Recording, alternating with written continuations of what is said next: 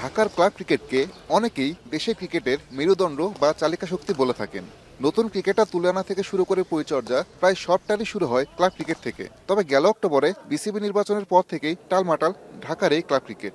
বেশ কিছু অভিযোগ তুলে নির্বাচনে অংশ নেয়নি অনেক ক্লাব, যারা দিয়েছে সামনে শুরু হতে যাওয়া লিগগুলোতেও অংশ না নেওয়ার হুমকি।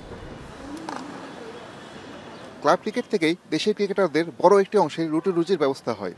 আর তাই শীর্ষ কিছু ক্লাব লিগে না খেলার হুমকি দেওয়ায় ক্রিকেটারদের ভবিষ্যৎ নিয়ে দেখা দিয়েছে শঙ্কা। যদি কোনো ক্লাব শেষ পর্যন্ত লিগগুলোতে অংশ না নেয়, সেক্ষেত্রে ক্রিকেটারদের স্বার্থ রক্ষায় কি ভাবছে বিসিবি?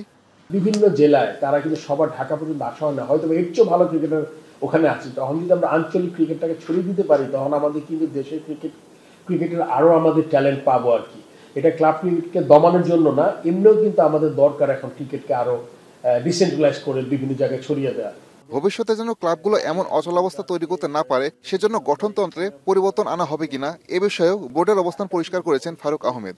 যারা স্টেক হোল্ডার তাদের সাথে কিন্তু বসা হয় না। যখন রিফর্মটা হচ্ছিল তখন আপনি কি করবেন? আপনি যদি রিফর্ম করেন, ক্লাবের যদি মনে করেন কোনো স্বার্থহানি হয়, তখন তো ওইটা একটা বড় স্টেক হোল্ডার যদি আমরা চিন্তা করি, তার অনেক অবদান আছে, তাদের তো আমাদের রাখা উচিত ছিল।